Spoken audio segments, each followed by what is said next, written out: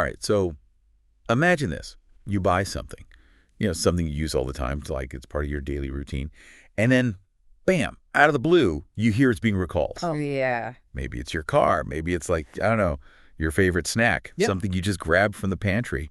I mean, what's the first thing that goes through your mind when you hear that?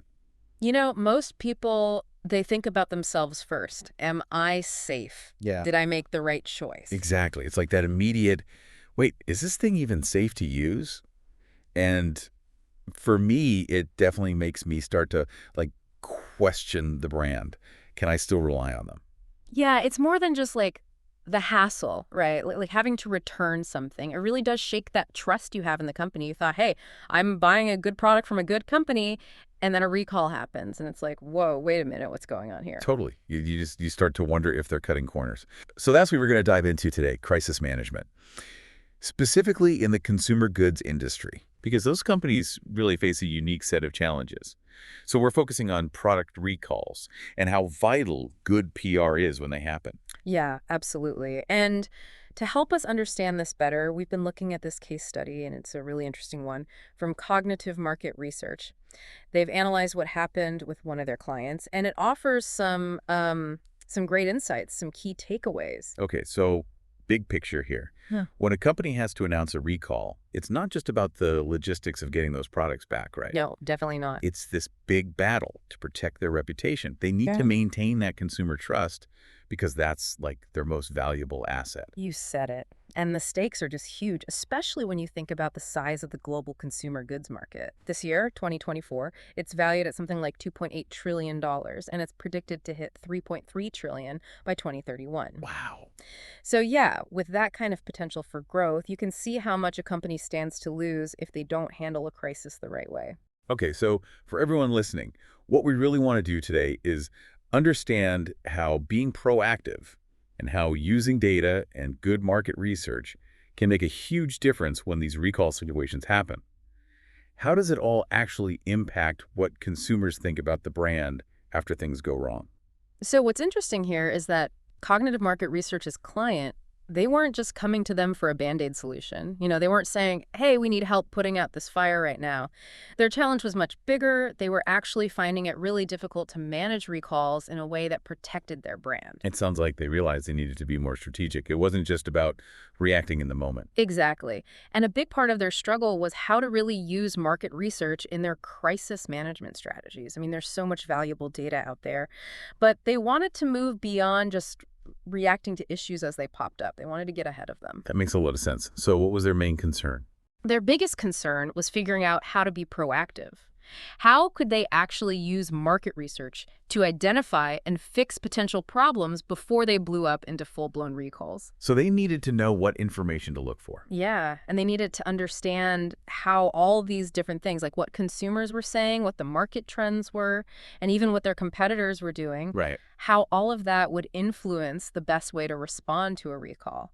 Because it's all happening very publicly, isn't Oh, it? yeah, for sure. Your customers are watching, the media is watching, even other companies are watching to see how you handle it. So they knew they had weaknesses in their plans and that they needed to figure out a way to use market research to make better decisions.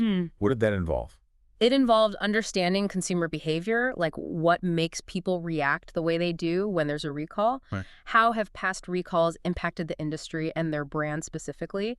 And what do their stakeholders expect? Like retailers and investors and even their own employees. What do they expect from them during a recall? Okay, so their challenge was to get proactive and use data.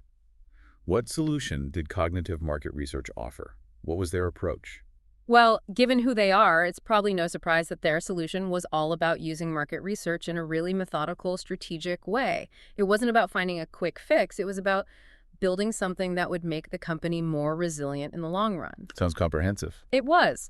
They started by gathering a ton of data. And we're not just talking about surface level stuff here. They dug deep to understand what people were saying about the brand and about recalls in general.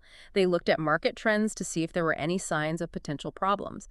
And they spent a lot of time analyzing past recalls. Theirs and their competitors. Okay, so a lot of information gathering. What kind of data are we talking about specifically? Well, they analyzed industry benchmarks.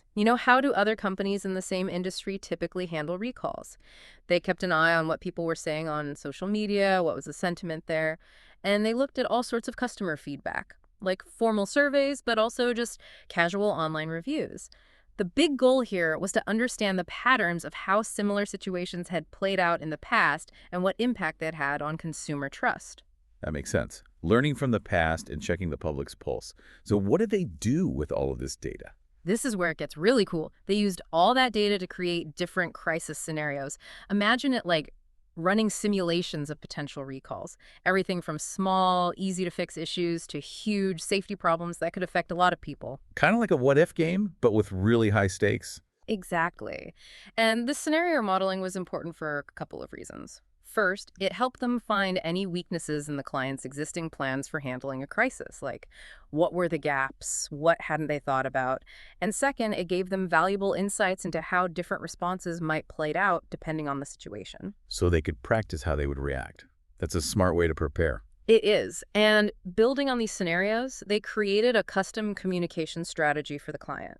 This wasn't just a generic template. It laid out the key messages they needed to get across, the best ways to reach people, whether it was through traditional media, social media, or just reaching out directly.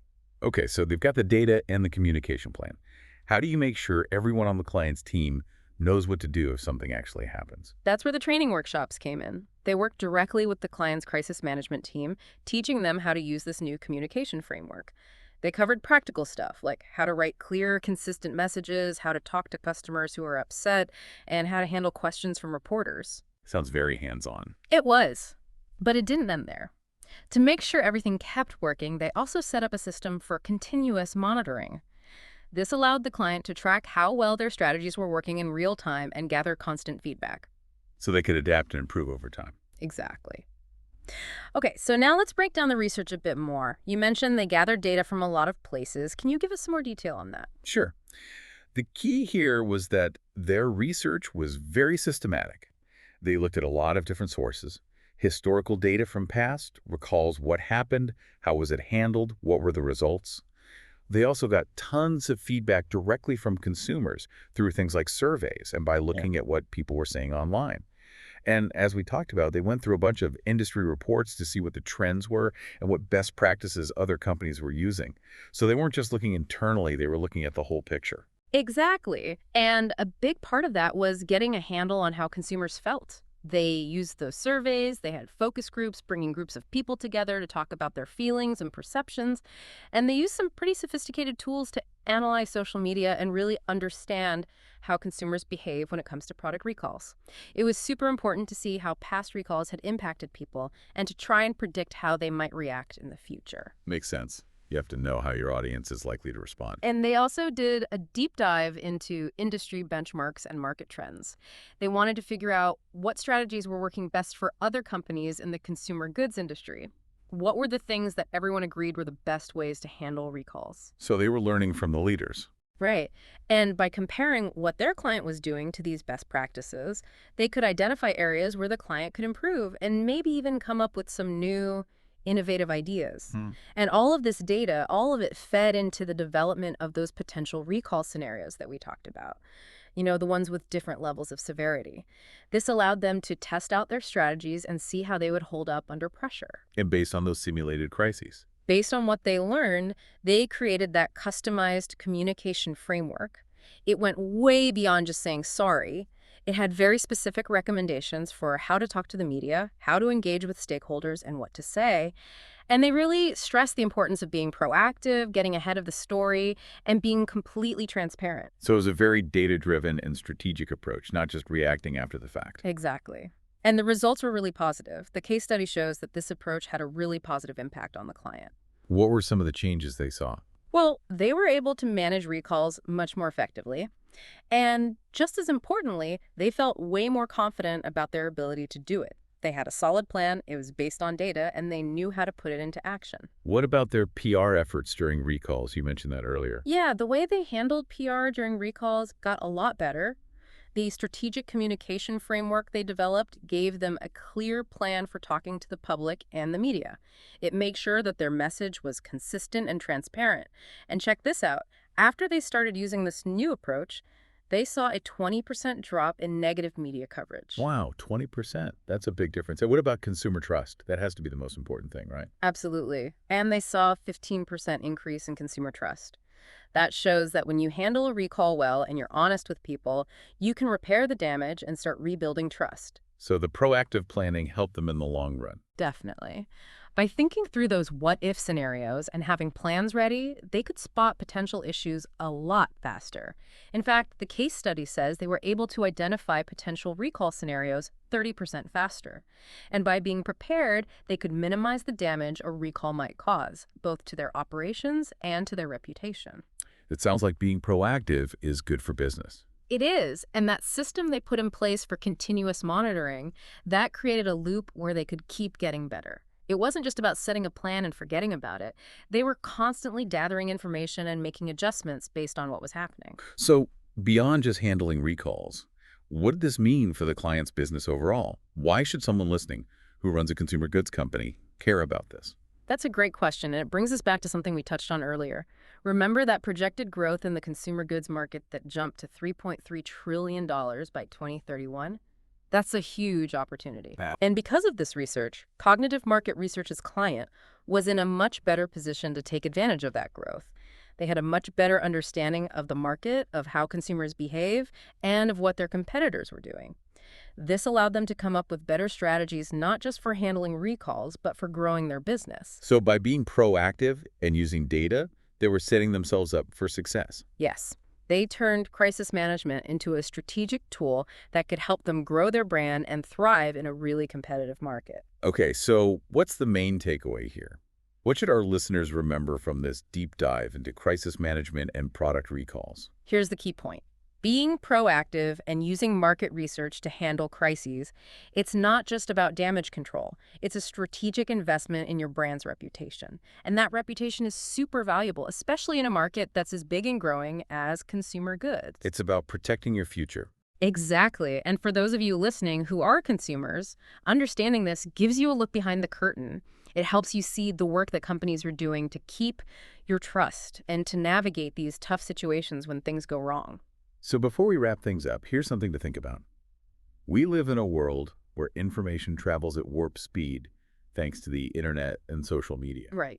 How do you think that's going to affect how companies handle crises in the future? And what role do you see data analysis playing in all of this? That's a great question.